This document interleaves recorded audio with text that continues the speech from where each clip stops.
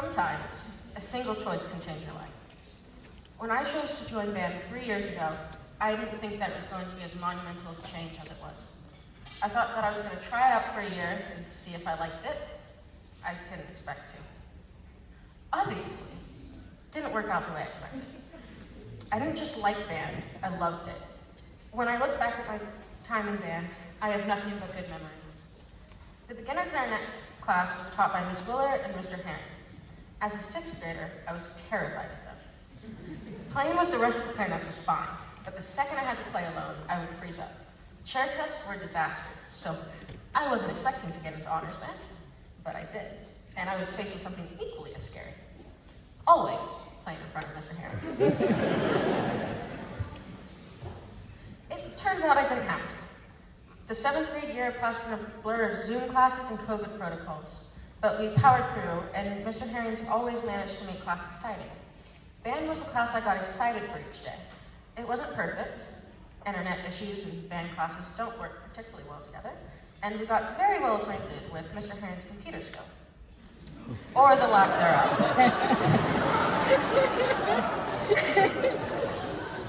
Then 8th grade year was back in person, and suddenly things were happening. It was nothing like online classes. With everyone in the same room, I could hear the sounds of the entire band playing together, balancing and tuning and being able to respond in real time. It's one of my favorite feelings in the world. The kids are also close to each other, both in proximity and because of shared experiences.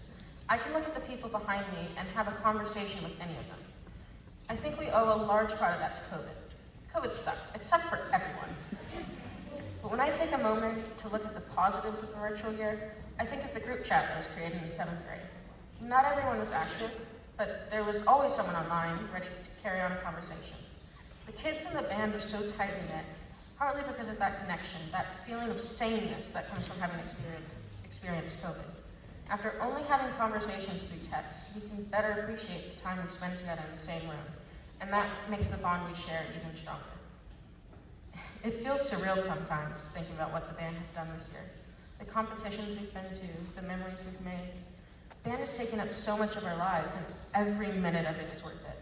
Just getting to play with the other kids in the band, it's something I would give up almost anything for. In beginner band, you get a piece of music and marvel at the number of measures. And then you graduate up. 50 measures becomes a full piece. 1 page becomes 2, 2 pages becomes 6. Before you know it, you're playing music that you couldn't even imagine playing when you were in 6th grade. Mr. Haynes is brilliant. He gives you your new music, the hardest piece of music you've ever seen, and he watches you freak out. Then he says, I know this looks hard, but I wouldn't give it to you if I didn't know you could play it. He teaches you to play it, and 2 weeks later, you're playing the music and thinking, when did this happen? When did I learn to play this? Because he believes in us and supports us, he helps us believe in ourselves. Mr. Harrington has a way of walking into a room of exhausted teenagers and making them have fun.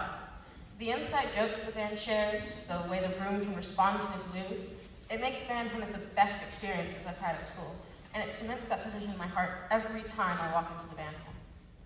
The music that we've played over the last few years holds a special place in my heart, and there are some songs that will never be the same.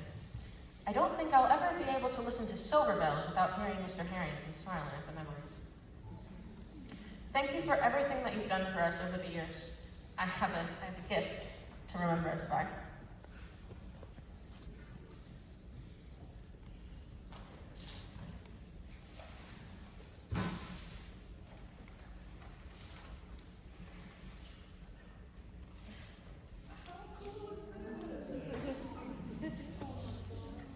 Oh.